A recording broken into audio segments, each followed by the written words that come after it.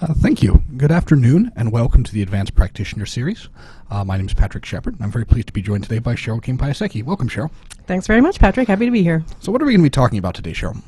Well, we're going to be talking to folks about how to make your annual ethics training program more effective. So we're going to be giving you some ideas about how to plan for that training, and also alert you to some of the initiatives that we're hoping to engage in over the next 6 months to give you some actual training materials and training tools to work with. And I think that's something that a lot of folks have been asking for quite a long time. They want OG's assistance. They want some ideas about how we can make our training plans and training programs work better for our agency.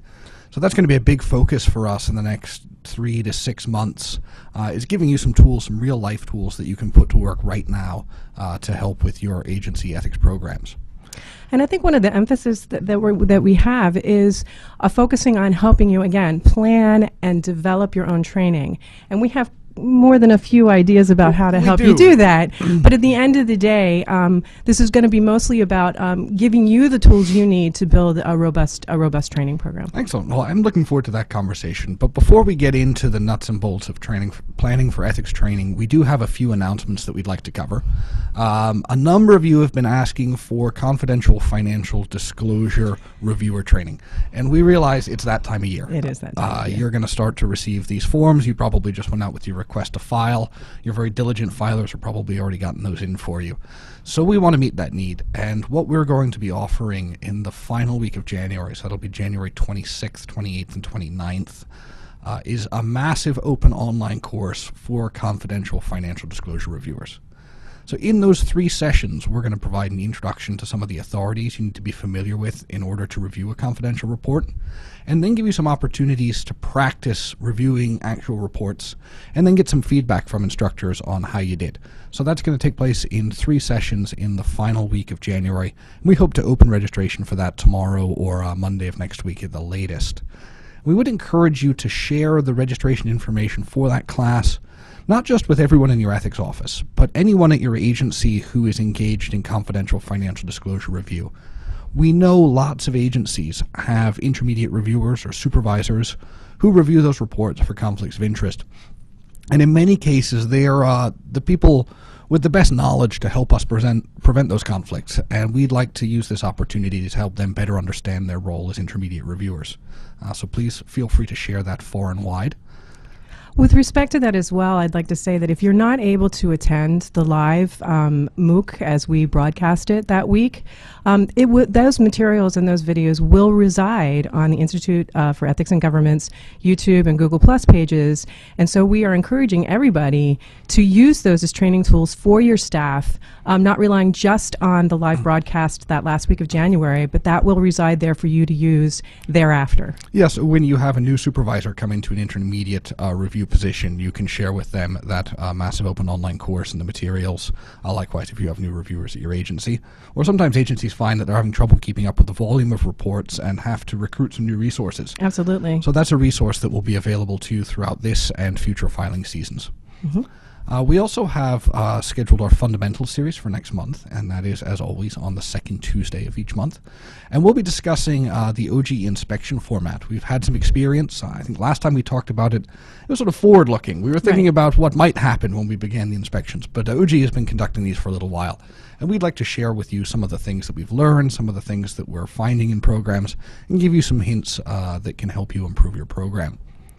On our Advanced Practitioner Series, we hope to be joined by James Peters from the USAID. I'm very excited. Very about excited. This. Very excited. At their program, they have a very interesting, it's an integrity working group that cuts across the agency. So thematically, it's very much tied to some of the themes and topics we talked about last month and are going to talk about today.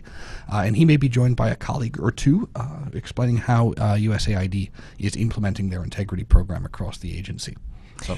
And this is a reprise of a conference presentation that they did at the national symposium that we had, or the national summit that we had here in DC, and what they're doing at AID is just really, I think, noteworthy, and I think a lot of folks could use it as a model for things to build into their own program. And I think when agencies have these kinds of innovations, it's really good if we can sort of amplify that and share their experiences so that we can all benefit.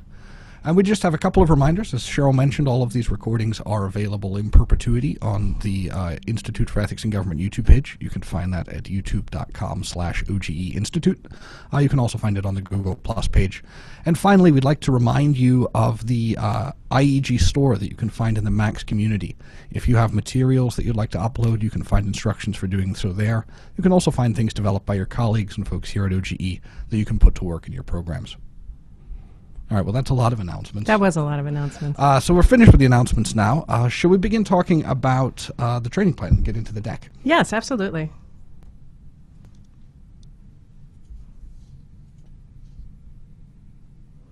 All right, so today we're going to be talking about developing effective training plans and how you can use the training plan to help lead your agency. And we want to talk about a few things today. So what are some of our objectives today, Cheryl? Well, I think that one of the things we want to talk to you today is again, we're going to focus on planning for your annual training. And we're going to give you a model document, a template. Actually, we've given you that on the IEG site, which basically it's going to give you a tool to be able to be thinking a little bit more strategically as well as tactically about how to address the most pressing education and training needs in your agency by identifying program areas and particular staff where the likelihood for conflicts of interest or other ethics concerns is most apparent or most likely.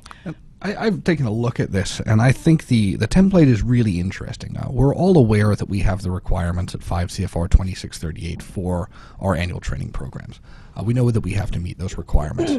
But those requirements don't exist as sort of ends in themselves. Right. They're an instrument and an opportunity to do something larger. Mm-hmm. And what we want to do in that case is meet the training needs of the agency. We want our training to be responsive, and I think the template that we're going to share gives you a method, a way of thinking that can help you to make sure that your training is responsive to actual needs in your agency, and that those needs might come from somewhere other than the ethics office. We can meet the needs of some of our program offices and the mission of the agency. And I think that's exactly it, we have limited resources in the ethics program, and our ethics education and training, I think, is a really vital tool in our toolkit. But again, it can be very resource intensive. So I think we have to be really strategic and smart about making sure when we are conducting training that it is as effective as it can be and that it's addressing the most pressing needs of the agency, so that not only is it addressing the needs, but it's also demonstrating that the ethics program exists to support the mission of the agency. And I think that's really one of the biggest points we're trying to drive home here, is your ethics education and training should always be with a view to supporting the mission of the agency. Yeah, and I think that template does a great job of laying that out. So that's going to be the first template we take a look at. The second one we're going to look at is a more tactical template that allows you to actually get into the specific planning of individual events or products or meetings or actual things that you want to do.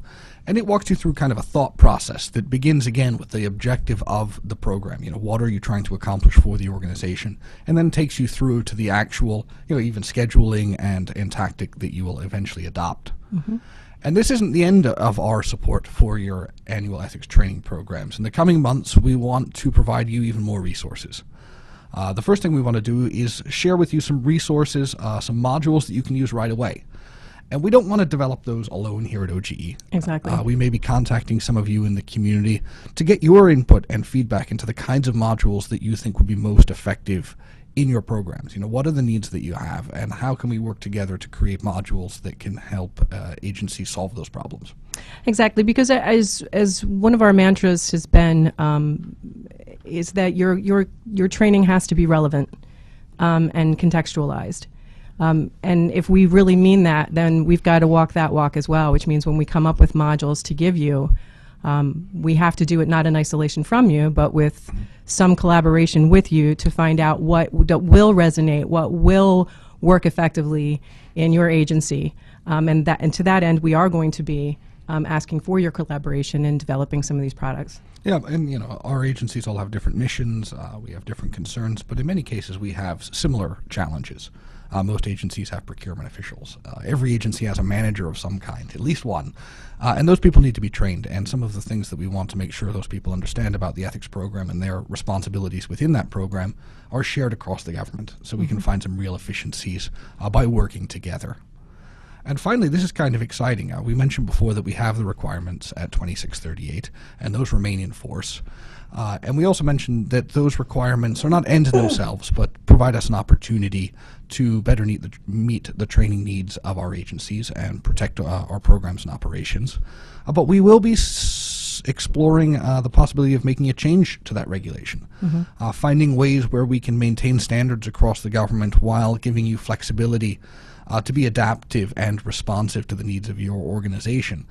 So you may be contacted about that as well, but that's something to look for in the coming year or 18 months. I think sort of the takeaway from today, and in conjunction with what Patrick just said, is we are moving in a new direction. We do understand the value of education and training, and we really think it is time for us to be moving in a direction that that is more relevant and more effective for purposes of providing support to your agencies and to address the very specific concerns, reputational risks that each department or agency faces, which there are similarities, but there are many differences among and between you, and your education and training program should be able to reflect that. And I think we also want you to be able to demonstrate to leaders within your organization, staff within your organizations, the importance of the ethics training. This isn't something we do to satisfy ethics officials. It's something that we do to protect our organizations and our programs and operations. And we want to give you some tools to help you make it apparent the purpose of the training, to help you tie your ethics education and training to programs, functions, and the mission of the agency ultimately in a way that is easily understood both by those people undergoing the training and by anyone who's looking in and evaluating your training programs. So why don't we move on, Patrick, and get into the nuts and bolts of what exactly it is we're talking about here. Absolutely. And Cheryl mentioned that we're taking a new approach. And while it is new with respect to annual ethics education and training, these are some ideas that we've been sharing and talking about a lot over the past year or 18 months. And if you joined us last month for the Advanced Practitioner Series, Ryan Segrist and I were discussing enterprise risk management. And these enterprise risk management ideas are really important as a basis for the new approach that we're taking. And I have a quote up here on the screen you can see on the slide that explains what enterprise risk management is, and I'll give you just a few minutes to read through that.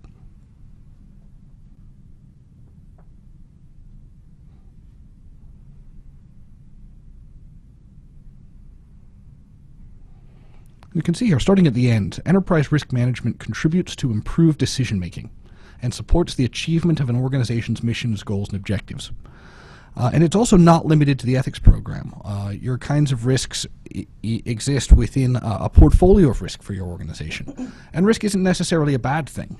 You have both a minimum amount of risk that your agency is willing to tolerate, as well as a maximum.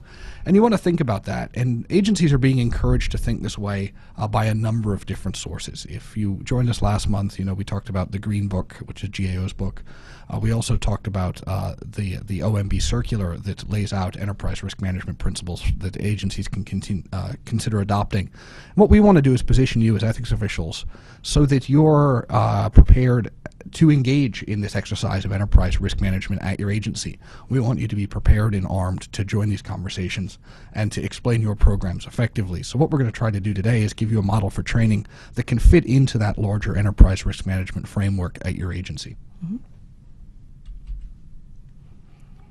So we have a little chart here, and I think this is the next two slides will help us to understand the change in thinking that we're trying to bring about. When we're talking about ethics education, in this case symbolized by the umbrella, the goal of ethics education and training is not to protect or serve the needs of the ethics office. It's not ethics training of, by, and for ethics officials. Rather, it is ethics training by ethics officials, but for the entire organization. So the training program should really support, protect, and promote mission accomplishment and protection of the entirety of the agency. So when you're considering your training objectives, you want to think about how those objectives and how this training is really supporting the mission and programs within the agency. So think big picture when we're talking through this stuff. So the first document we want to talk you through is the template for your agency's annual plan for ethics education and training. So I'm going to go ahead and pull that up. Those folks are on the phone. This is the annual plan for education and training template. It says calendar year 2015 on the cover sheet. So let me go ahead and share that with you guys. And then we can just walk through the whole document. Does that make sense, Cheryl? No, that's perfect.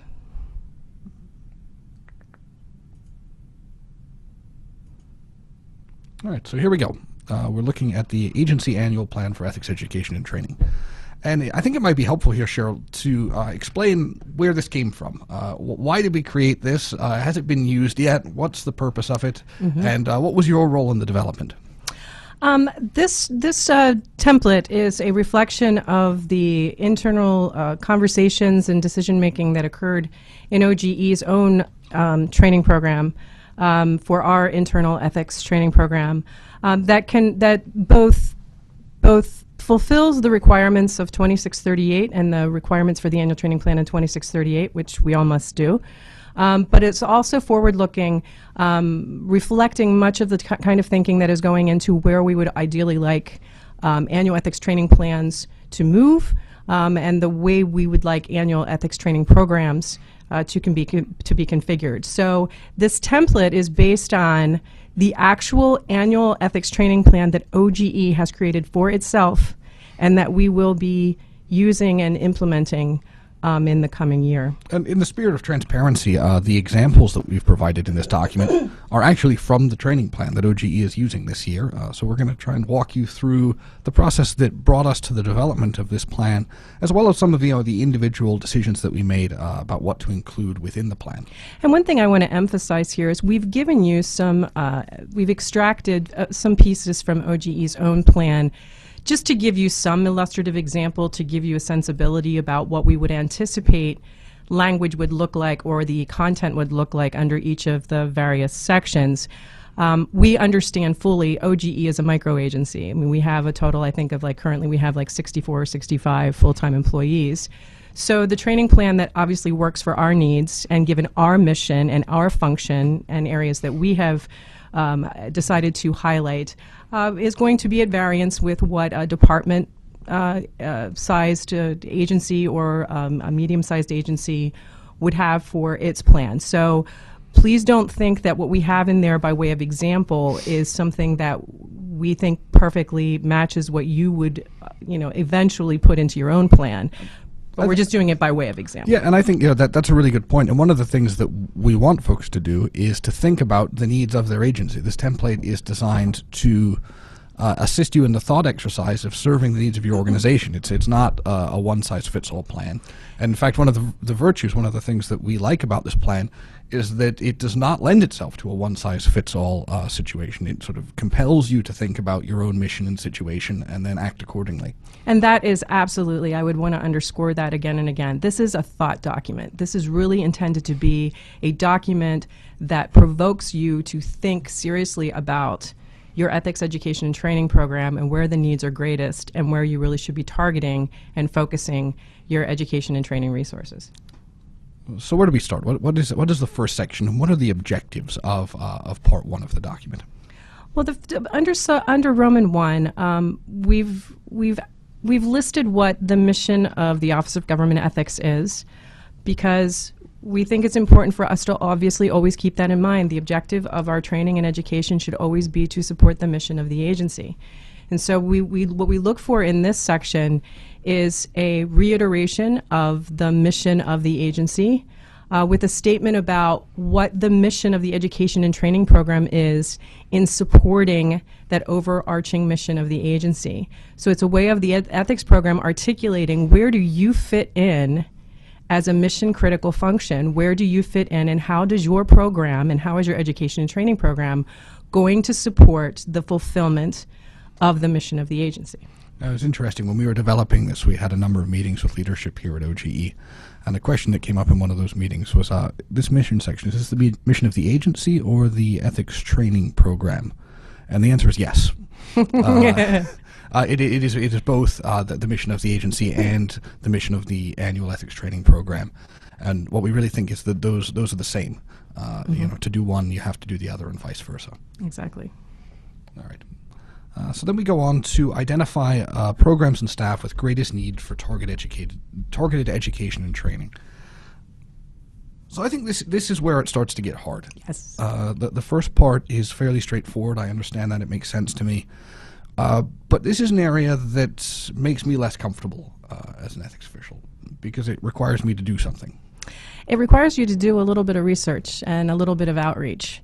What we contemplate here is that in conjunction with management in your agency, you will endeavor to identify program areas, project areas, certain types of staff with particular types of functions who would benefit most from your annual training efforts. And we will encourage then as well that training then be targeted to those groups and be reflective of your understanding of not only the general nature of the risks, but the specific areas of ethics where they could benefit most from awareness or other type of education. And I think this is one of those areas we all agree that this is a good idea in concept. Mm-hmm. And then the next question is, well, where do I start? How do I do this? Mm-hmm. And when we were preparing for this, I did some poking around. I sort of imagined myself in an agency ethics official's shoes. I've sat there before, but not currently. I said, where would I start? And I started poking around, imagining I worked for different departments and agencies.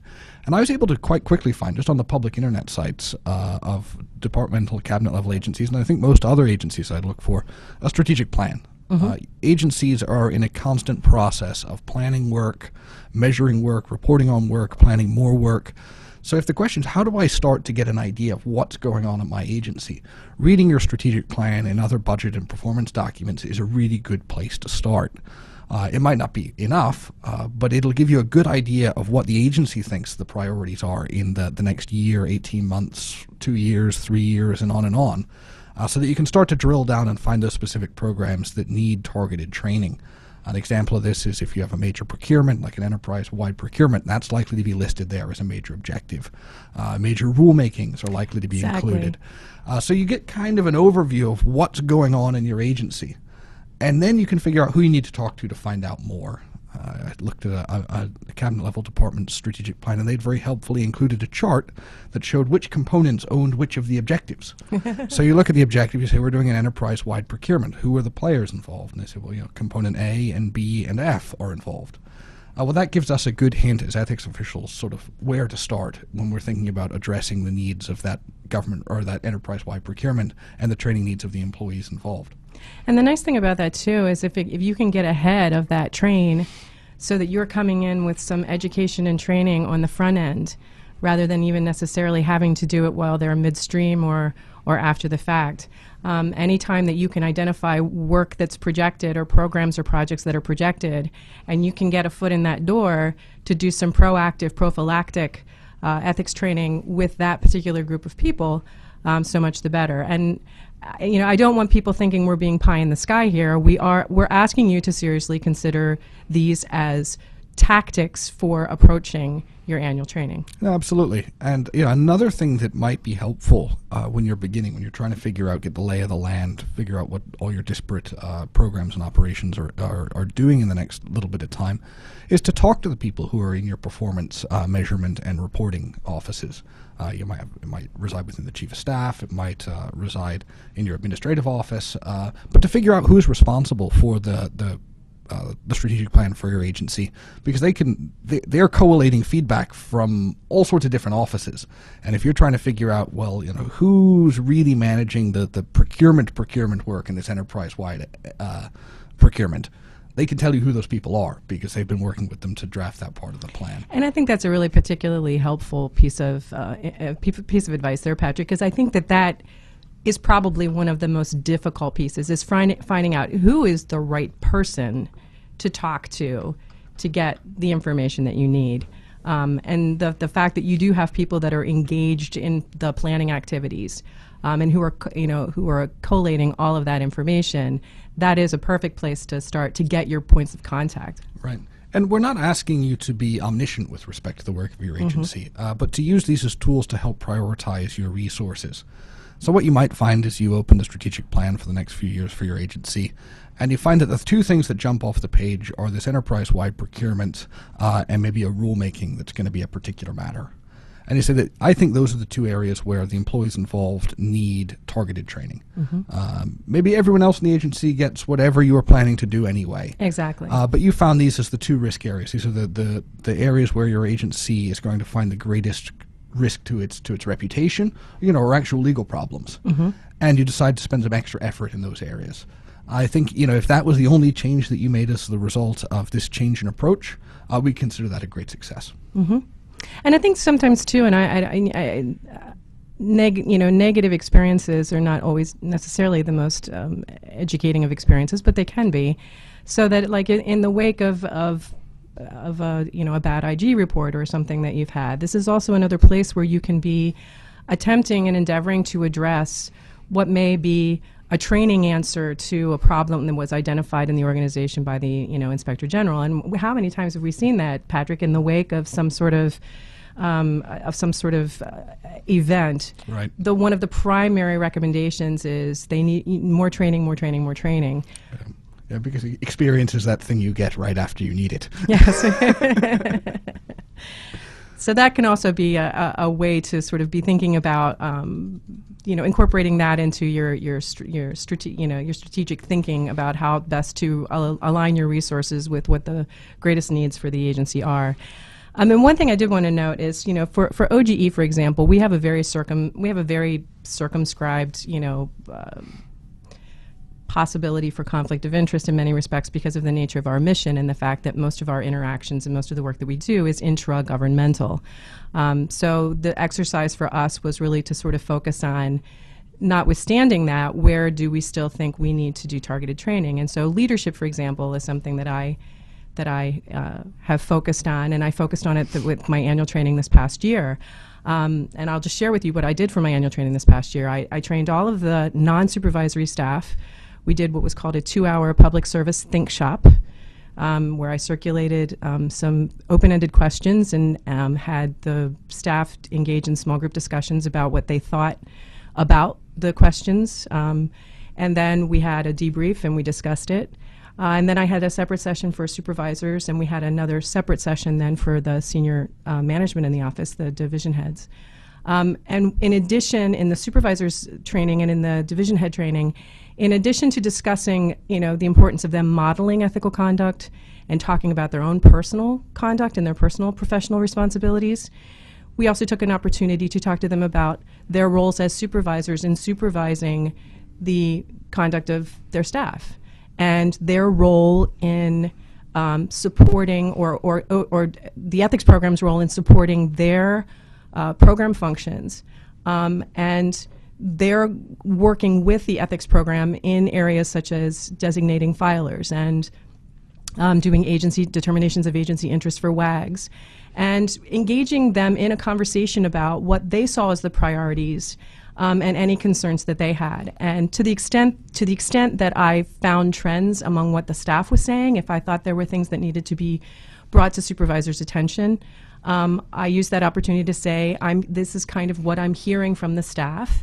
And I think you need to be aware of it, obviously without attribution. But and I think you make a really important point, and the work that you did there is indicative of an understanding that I think is hard to come by, hard to keep in mind, which is that when it comes to the ethics program, the categories are not ethics official and employee. Right. There are additional categories. There are people in your organization who have an obligation towards the functioning and administration of the ethics program who don't work for the ethics office. Your human resources folks, your employee relations folks, all of your managers and supervisors, your agency leadership, your performance folks. All of those people play a role in making the ethics program successful and helping the ethics program to serve the mission of the agency. Something that we often see, we have meetings with managers and supervisors. They say, what can I do to support my ethics program? That's a question we get all the time. They say, OGE, what can I do as a supervisor, as a leader, to support my ethics program? And I think it's the wrong question. The right question is, how can I get my ethics program to provide my agency the best support that it can? And I'd encourage you to approach your annual training planning that way. And when you're discussing the role of the ethics program with your leadership, to phrase your work that way. Because seeing the value of the ethics program is much easier when you see its relationship to the mission of the organization. The leaders at your organizations all have objectives and work they want to get done. And the question is, what can the ethics program do to make sure that that goes as smoothly as possible? Well, and I think another thing too is and we've said this many times, but I think it can't be said enough. You can also be using the traffic that you get through your advice and counseling as sort of a guide to what areas of concern do you see by dint of the questions that you're getting, and are there groups of employees in particular for whom the answers to those questions or a sensibility about that particular area of ethics law or reg seems to be particularly relevant. So even if you can't do a very specific targeted training for a very specific group, if you can try to integrate very specific targeted questions that you can target to the people that you think most need to hear them, such that you're actually making that training more relevant for the people who are sitting in that audience because they can see themselves in the questions that you're asking them to think about. It goes back to the thing we say all the time. Yes. For training to be effective, it has to be both relevant and contextual. And to the extent you can use any tools available, any knowledge that you have to make sure that the information you're presenting is relevant to the people you're presenting it to and is in a context that they can understand, all the better. Well, I mean, and I will, just to give you another example, one of the things that I'm planning to do in the next calendar year for training is to target the staff who are most engaged in procurement and contracting activities. We don't do a whole lot of that here at OGE, but we do some. And although our conflicts aren't necessarily huge, they are not non-existent either. And I have had some questions that have come to me from some of the staff with respect to some of those functions. And so what I'm planning to do is to attend some of their staff meetings and address some of these issues in their staff meetings, because most of these folks belong in reside in the same division.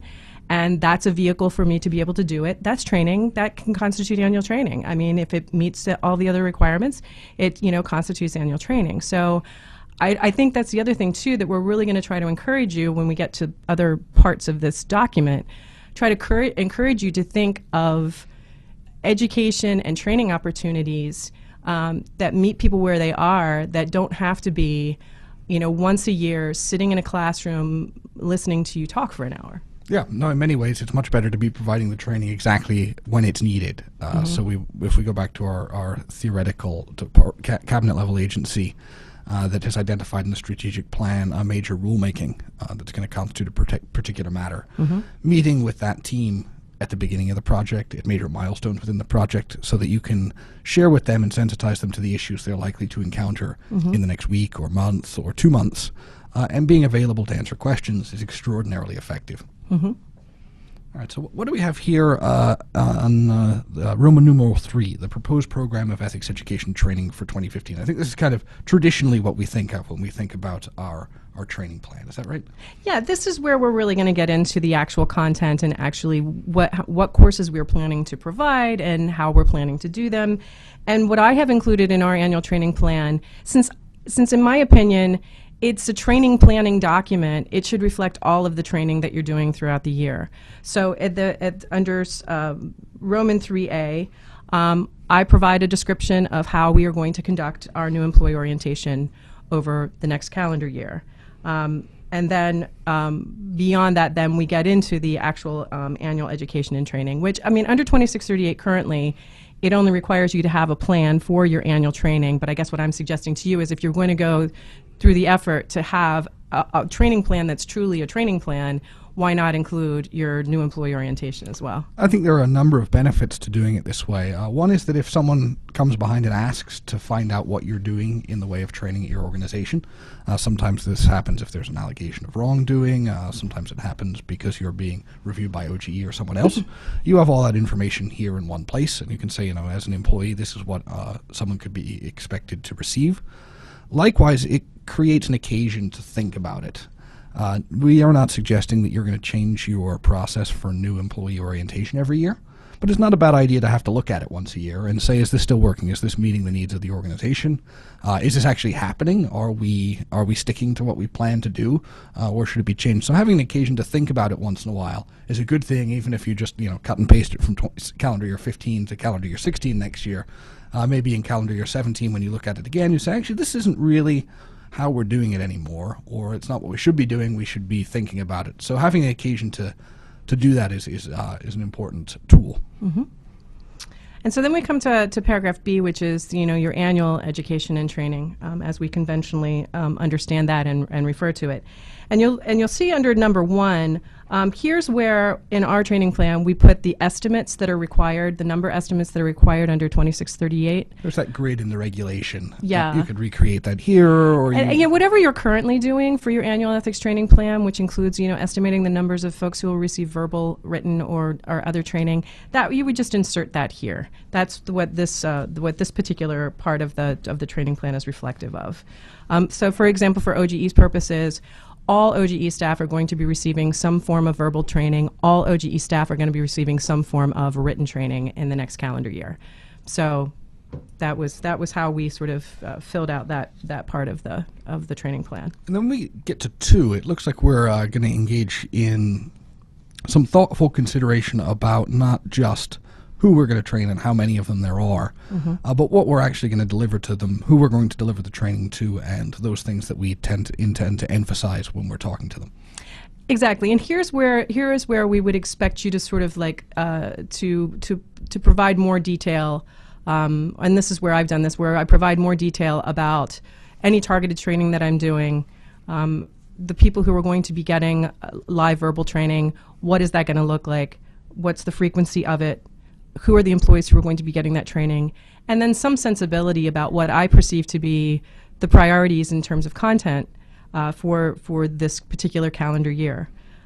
So as you can see from our example, for our director and our division heads, I would like to do this year much like what we did last year, which is a small group discussion, which may be 1 or more throughout the year, where we discuss obviously standards of conduct and criminal statute, things that relate to their personal conduct, but that we also spend a goodly amount of time talking about trends and questions from the staff so that they're aware of sort of where, culturally speaking, where are we, where is the staff on various ethics issues, what their management perspectives are on some of these programmatic pieces where we need their involvement and their opinion and their support.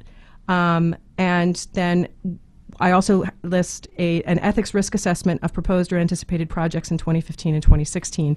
And here, Patrick, is where I anticipate having the conversation about, do we have any projects coming down the pike for 15 or 16 where we think that there are staff who could benefit from some specialized or targeted training? Absolutely. And I think, again, that's an area where you can provide useful information in a just-in-time kind of way that also provides the ability for staff to ask questions that are presented by these issues. And I think we've all had the experience. You deliver training, and then in the days, hours, and weeks afterwards, you get an increased load of requests for advice and counseling. And that's always important. We always want to make sure that we're addressing those.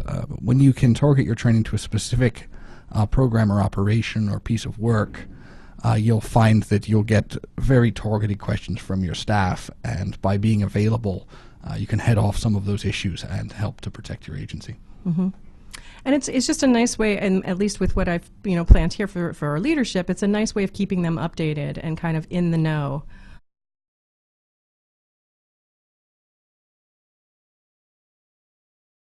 Their professional responsibility obligations. So. And I think this third block is also really important because we don't always have perfect vision into the future. In January of 2015, we're not going to be in a position to know everywhere that the agency ethics program can support the mission and programs. Things are going to come up. So that's what we deal with here. We think about what sort of responsive things we could be doing or could consider doing if they're necessary.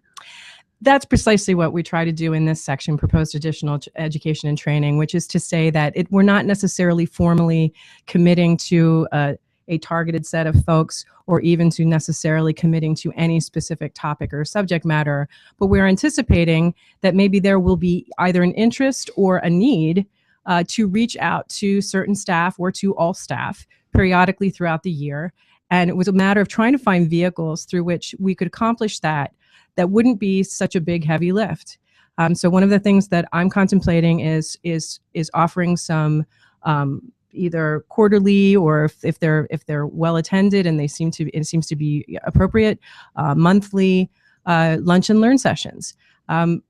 It is surprising when you see trends in some of the questions that you're getting, how more folks out there actually do have those same questions. They just haven't come to you for advice. So yeah, absolutely.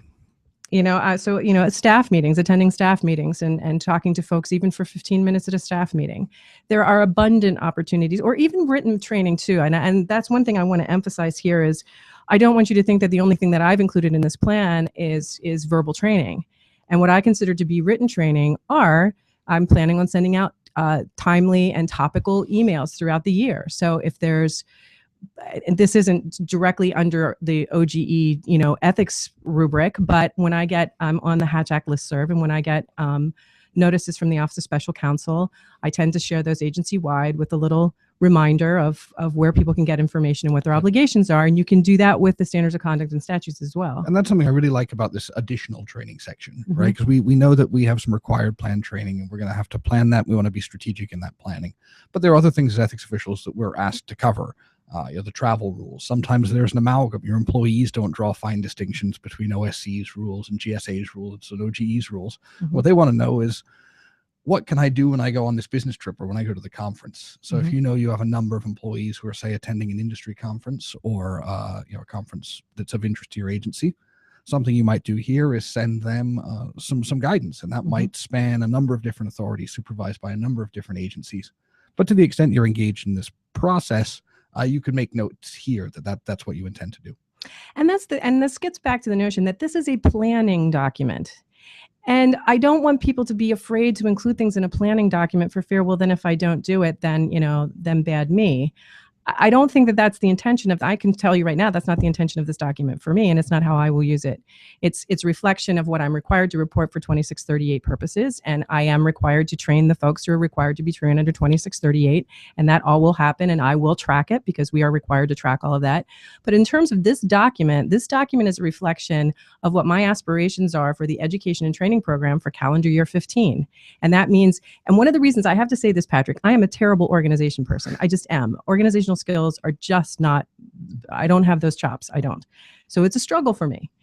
But what I have found with this document, the beauty of this document for me is that because I've written it down, it's like a reminder to me to see if I can't make these things happen for this additional training in particular. Right. If I don't put it in writing and put some thought into it at the time that I write it, those might be very good intentions that I have, but they never, it's less likely they're going to come to fruition. That's right. Because I didn't commit them to a document where I'm going to make reference to this document and say, oh yeah, I was going to try and do this quarterly lunch and learn. I need to do that. And I think another thing that we want to think about here, and this is something I hear all the time from agency ethics officials say, I'd love to do this, but finding the time to sit quietly and plan for a minute is really hard to come by. And I've worked in an agency before, and you get the advice load, you get the financial disclosure reports piling up, that people need your attention now.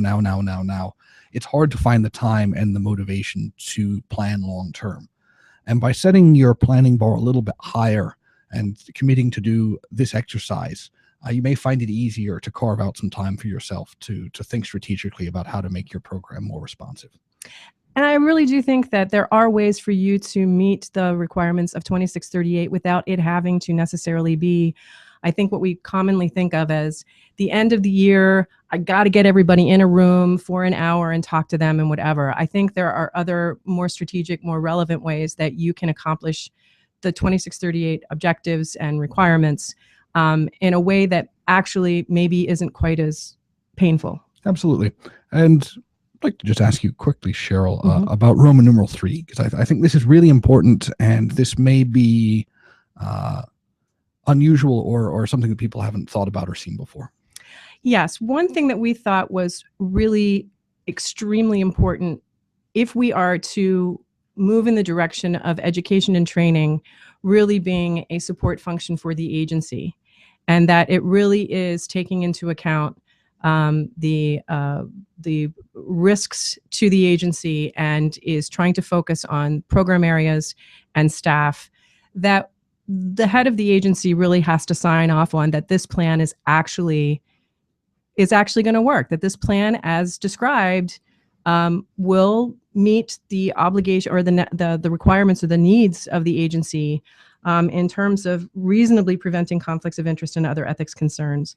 So it's a matter of the agency head having to do a sign off and a buy off on what you've planned for your agency in terms of risk mitigation and all the stuff that we talked about earlier. And currently this isn't a requirement in 2638, but what we want to emphasize is that the training plan, if it's going to be for the needs of the agency overall, the person who's responsible for determining whether or not you've accomplished that goal should be involved in that process. Yes. We want everyone, the leadership of your agencies, to be comfortable that the work that you're doing in the ethics education training area is sufficient to make them comfortable with the areas and the risk mitigation for the organization and its programs. Well, and it sort of puts them on the hook for it too. So I mean, they're certifying it, so they've viewed it, they've looked at it, they've signed their name to it, and so they're on the hook. It's an ownership interest as well. No, absolutely. So that's our general plan. And we have a few minutes left, and I'd just like to walk through very quickly. I just want to show you this worksheet. We don't need to belabor it. Right. If you'd like to see us belabor it, about a year ago, we did a distance learning event where we spent almost an hour and a half talking about the process for planning individual tactical pieces of training. And in the coming months, we may spend some time talking about those very issues. But I just wanted to show you this. We wanted to provide it to you because after you complete this document, the next thing you want to do is figure out, well, how do I plan the actual things I'm going to do? Exactly. And this document is very helpful. So let's take a look at that really quickly.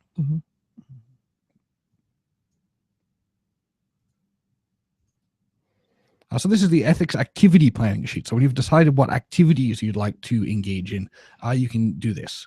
And again, we start with, what event or planned work are we being responsive to, like a major procurement. Identify the people who are most involved, who most needs to be trained. Identify any individual positions that are likely to face ethics issues during that work. So figure out, who are the people who are going to be affected or who would most benefit from ethics training. And then to plan some specific activities.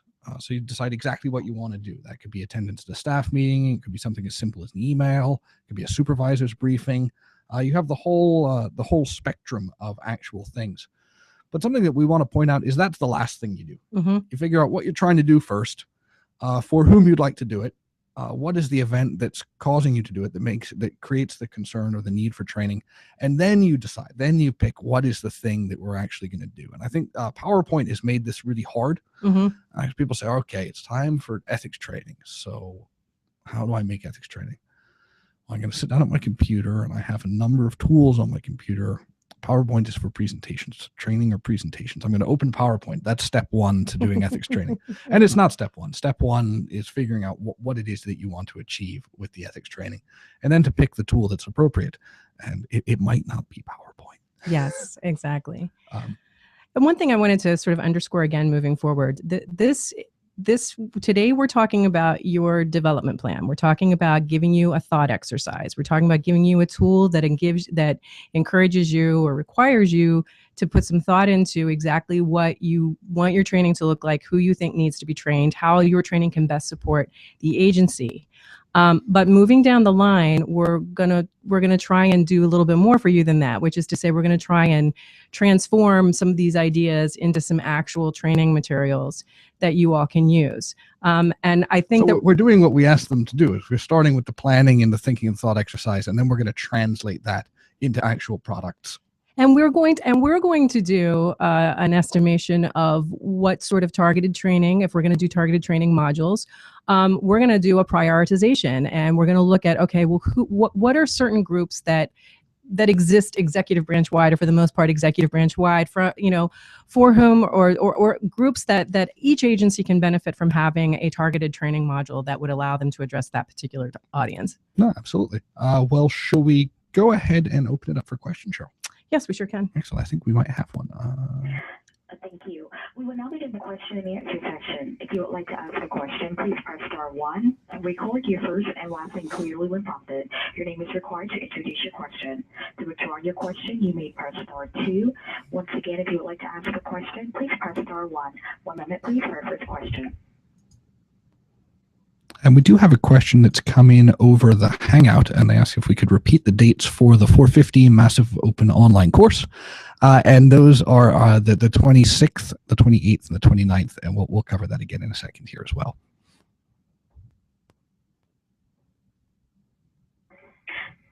And at this time, there are no questions in queue. Excellent. And I think that's all I'm showing on the Hangout. We'll leave it open for just a minute or two longer.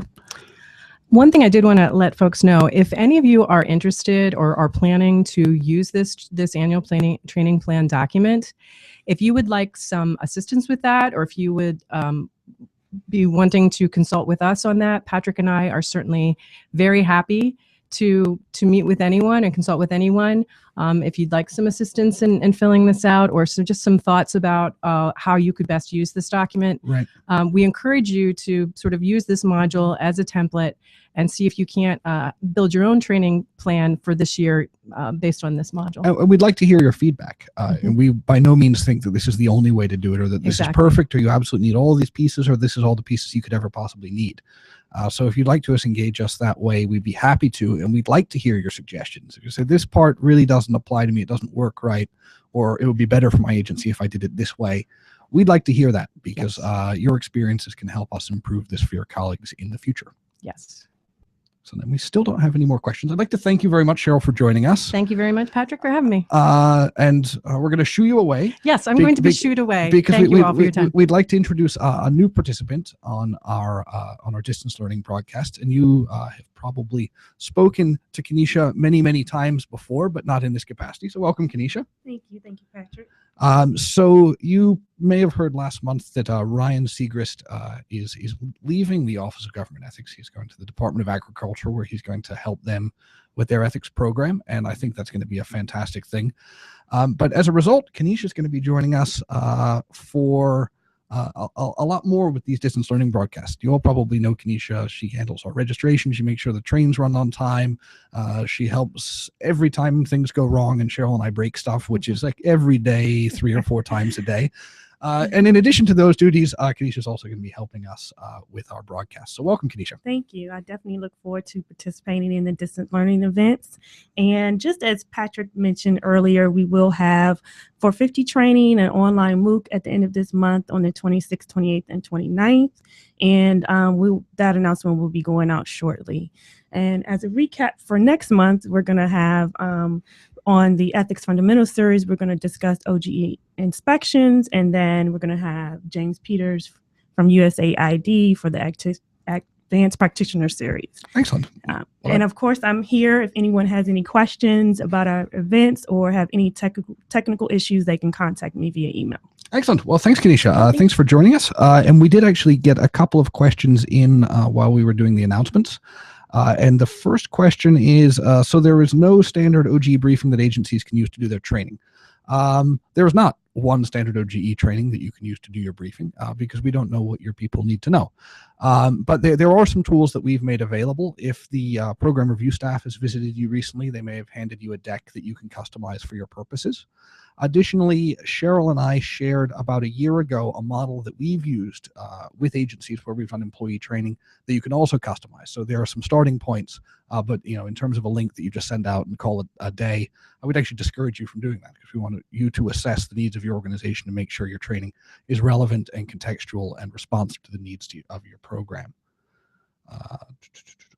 Let's see, we have a couple of things, some other things. Someone asks, are their modules going to be flexible with time constraints so that we can present them at staff meetings? And I think absolutely, that's something that we really want to have you thinking about.